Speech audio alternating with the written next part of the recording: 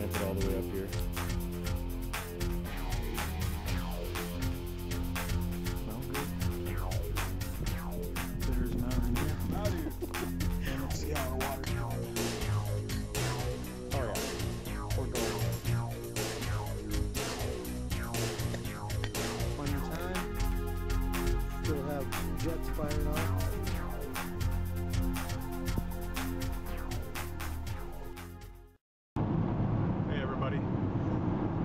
Just heading out to meet a friend of mine. We're gonna head up into the mountains, go do an overnight snow camp.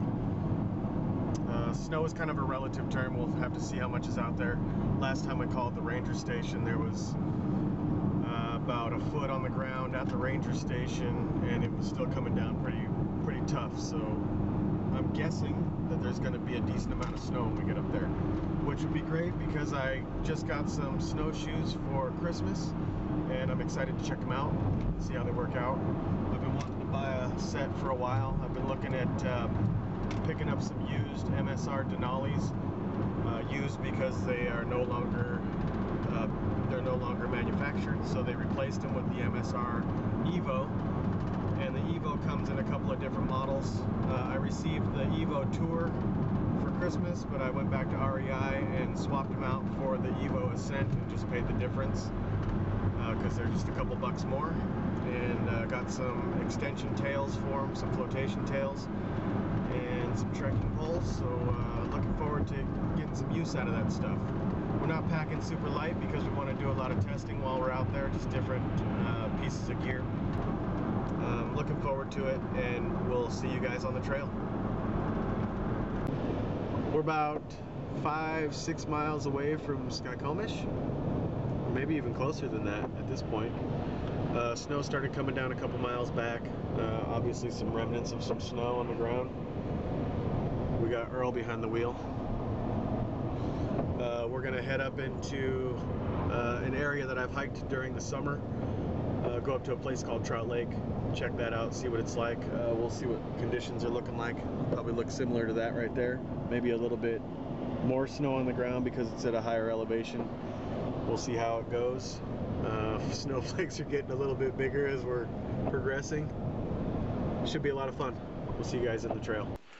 Well, we just finished digging the truck out. We got stuck in this snowbank as we're trying to back down this road. Earl's got horrible tires on his truck that are not conducive to snow travel. So he went up to scout ahead to see if he could find a place to turn around. And while he's gone, I'm gonna do a little test here. I got these MSR Evo Ascents from REI. Never used them before. I'm going to try them out, but we'll do a little comparison real quick. We'll see what kind of flotation we get. Right now I'm just wearing my waterproof hiking boots. We'll see what kind of post holing I do in this snow. So it's going, my foot's sinking in just past my ankle.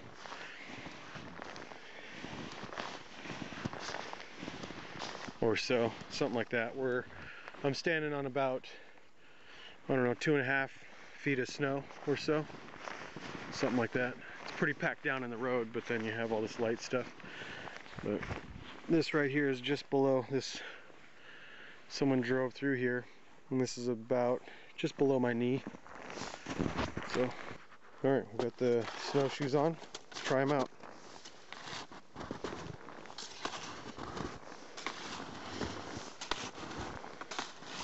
Working pretty good. They say they're rated to about 180 pounds without the tails, and I don't have the tails on them now. I have them in my pack. And with the tails on them, they're rated at about 250. So far I like them. Pretty easy to walk in. Obviously easier than walking in boots in this stuff. So that was just a quick trial. And if we can find our trailhead, looks like I'll have more time to spend in these. Alright, here we are at the trailhead. What time is it? Do you know? It's late 30. It's about 3:20, and as you can see, it's not exactly the brightest thing out here.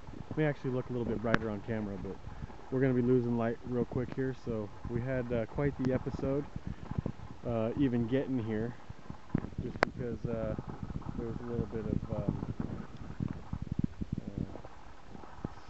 traction issues with the vehicle. So someone built a snowman here in the parking lot to welcome us. So we're going to head that direction.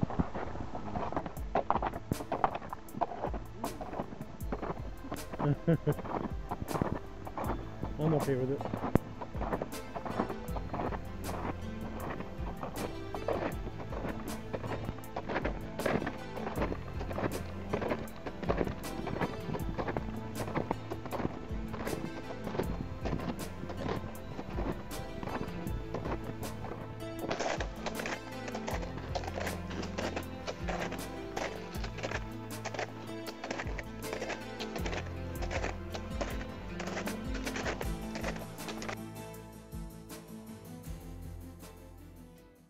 Alright, I don't know how long we've been hiking, but we haven't gone far, maybe under a mile even. I could hear a creek. That's Burn Creek in the background. And we just came across this spot. Looks like a big old stump in there. A couple of downed trees, one off to each side. So we're going to utilize that.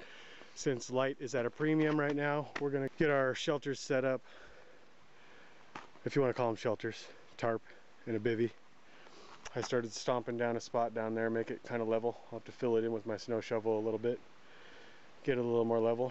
Earl's spot is looking pretty deluxe over there. We'll see you guys in a little bit. So here's where I am at this point. We're definitely losing light by the second. I kind of stomped down the snow underneath this, let's see here, underneath this log here. And I'm going to use that.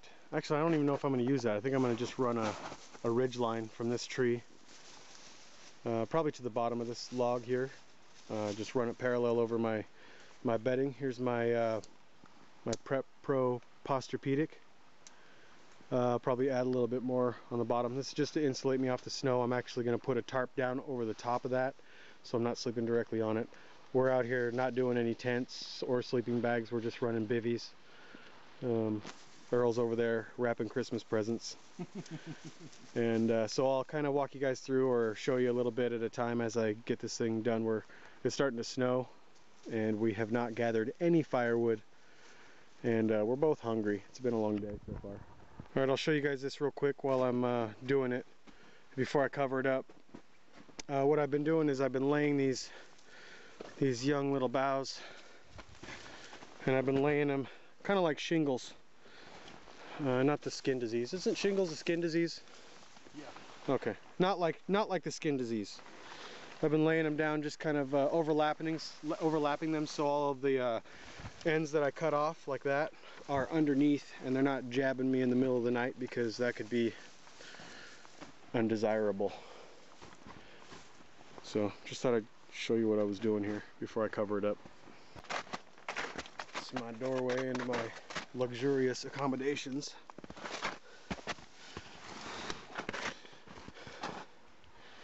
And there it is. Here's my bed of little boughs, just to kind of insulate me a little bit from the snow, so I'm not just laying directly on the snow getting the heat sucked out of me. And that's all that I'm going to be sleeping in, is this bivvy. This bivvy I got from Ribswear. That's where I'll be sleeping tonight. Hopefully I don't freeze my tail off, although it's likely.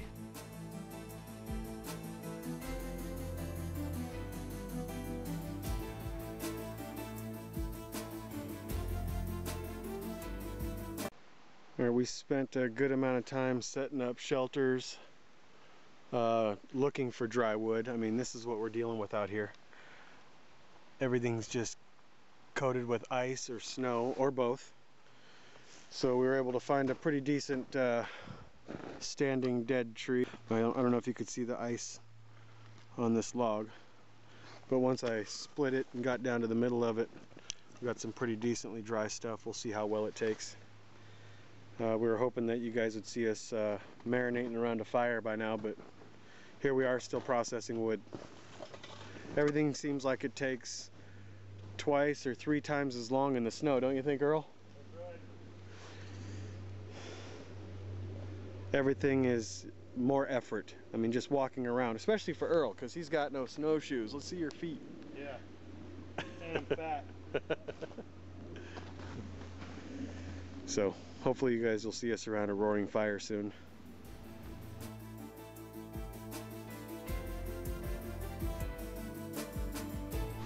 That wood that I processed over there seems to be pretty dry on the inside, so as long as we can continue getting the good stuff going. You gotta make sure you don't love your fire to death. Suffocate that sucker. I was talking to myself more than anything. It's like, what, am I loving my fire? I like how those cotton balls burn. I mean, look at that thing, it's still going. Well, so is that wet fire. Oh, I should have tested mine out. I had some wet fire. Was it you that was telling me there's an expiration date on those things? Well, there's not an expiration date, but a lot of people are finding that after about a year, they're drying out and crumbling apart. Okay. And they're not holding their burning wood. Yeah, because mine's easily a year old. Probably should have thrown it on there just to see. See, this is the trick, getting it to the self-sustaining point, because right now, I mean, it could be any time it can go out. And there's just nothing fly about your fire going out. Yeah, can you hear that sizzle? Melting some of the ice off of this stuff. Holy smokes. It's been tough to find anything dry around here. I don't know if you guys can see this, but there's ice caked onto this wood that we're throwing on here.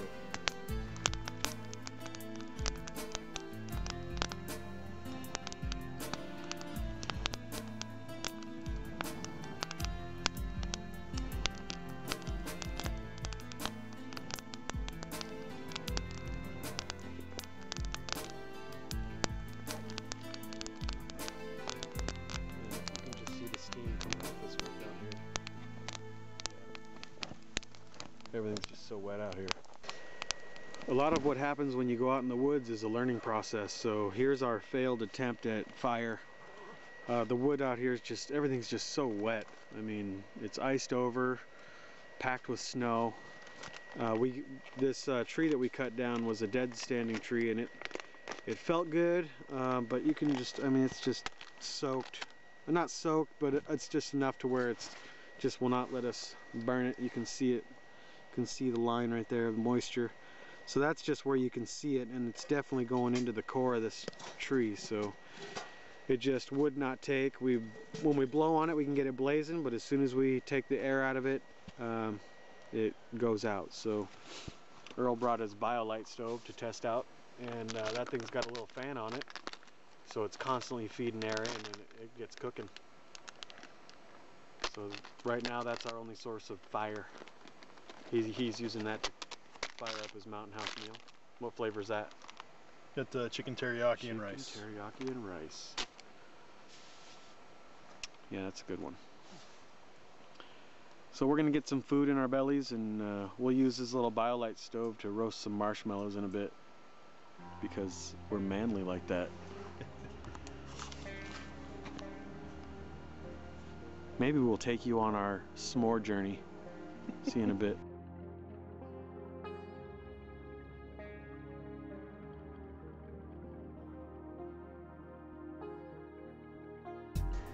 Alright, I'm about to eat something. We just, after our failed attempt at fire, we're trying to get some warmth in us, and I just fired up my little Brunton pot underneath or on top of my penny stove.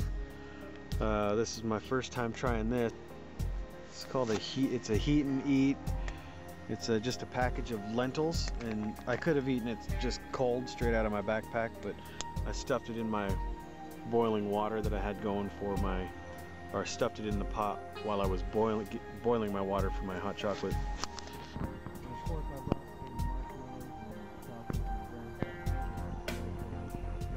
Doing that on top of that BioLite stove over there, but that's fine. Whatever makes you comfortable out here. And just do some marshmallows in my cocoa.